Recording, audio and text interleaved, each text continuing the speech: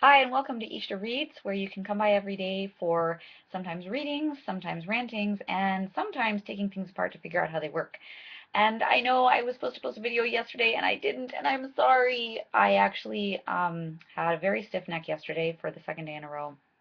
So the day before, when I recorded and posted my video of how the camel got his hump, I had a stiff neck, and yesterday I was paying for it. So no videos yesterday, but to make up for it, today I will do two videos and two Rudyard Kipling Just So stories.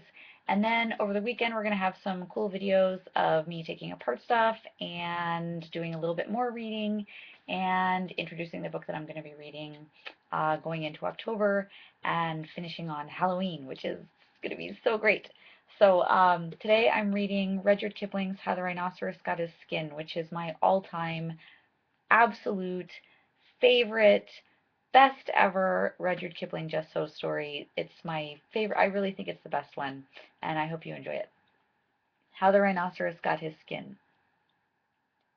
Once upon a time, on an uninhabited island on the shores of the Red Sea, there lived a Parsee from whose hat the rays of the sun were reflected in more than oriental splendor. And the Parsee lived by the Red Sea with nothing but his hat and his knife and a cooking stove of the kind that you must particularly never touch.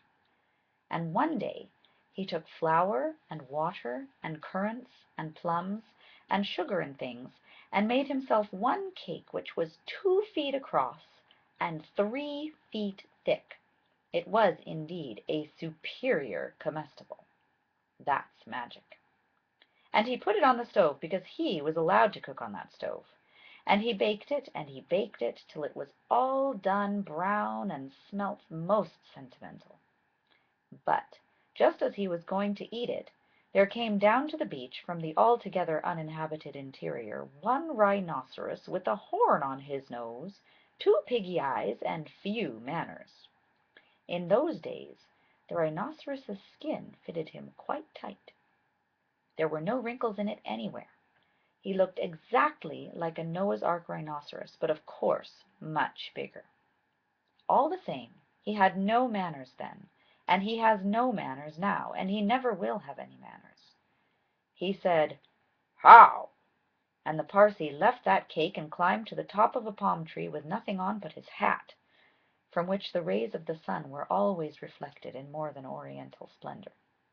And the rhinoceros upset the oil stove with his nose, and the cake rolled on the sand, and he spiked that cake on the horn of his nose, and he ate it, and he went away waving his tail to the desolate and exclusively uninhabited interior, which abuts on the islands of Manzandaran, Socotra, and the promontories of the larger equinox. Then the Parsee came down from his palm tree and put the stove on its legs, and recited the following sloka, which, as you have not heard, I will now proceed to relate. Them that takes cakes which the Parsee man bakes makes dreadful mistakes. And there was a great deal more in that than you would think, because 5 weeks later there was a heat wave in the Red Sea, and everybody took off all the clothes they had. The Parsee took off his hat, but the rhinoceros took off his skin, and carried it over his shoulder as he came down to the beach to bathe. In those days it unbuttoned underneath with 3 buttons, and looked like a waterproof. He said nothing whatever about the Parsee's cake, because he had eaten it all, and he never had any manners then, since, or henceforward. He waddled straight into the water, and blew bubbles through his nose, leaving his skin on the beach. Presently the Parsee came by and found the skin, and he smiled one smile that ran all round his face 2 times. Then he danced 3 times round the skin, and rubbed his hands. Then he went to his camp and filled his hat with cake crumbs, for the Parsee never ate anything but cake, and never swept out his camp.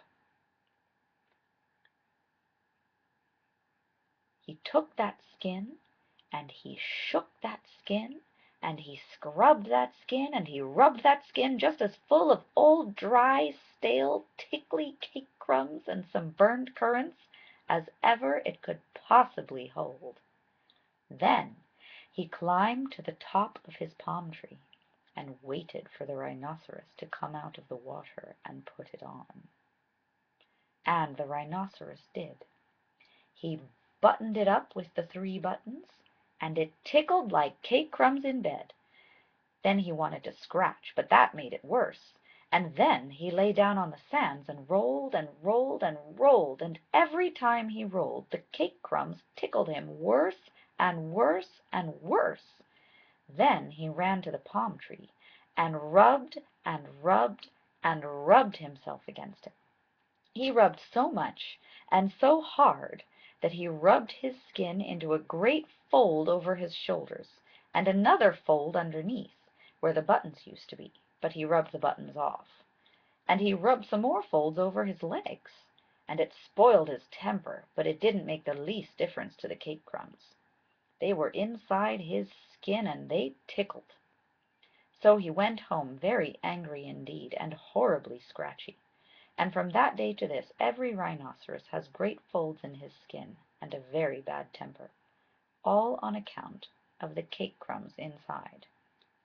But the Parsee came down from his palm tree wearing his hat, from which the rays of the sun were reflected in more than oriental splendor, packed up his cooking stove, and went away in the direction of Orotavo Amygdala, the upland meadows of Anantarivo, and the marshes of Sonaput.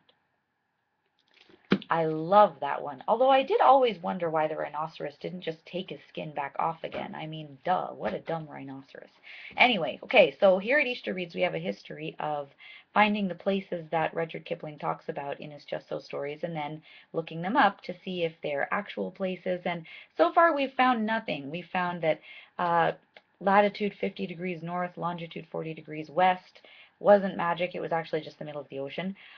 We found out that the Howling Desert was not a desert, although we did find a Howland Island, which has some really cool connections to Amelia Earhart and Franklin Roosevelt. And I looked up the islands of the Red Sea because I wanted to know how many uninhabited islands there really were. And it turns out, jackpot, there are hundreds! There are literally like over 200 uninhabited islands in the Red Sea, and some of them are so small they don't even show up on a map. Not even if you zoom way in, like not even if you zoom in so far that the maps program tells you that it doesn't have any data anymore. Like it is so, they are so tiny teeny in the Red Sea, some of those islands. There are at least 10 volcanic islands. That's pretty awesome. And there are a couple inhabited islands, but most of them are just kind of like tiny little like bumps of land sticking up out of the water. So I thought that was pretty awesome.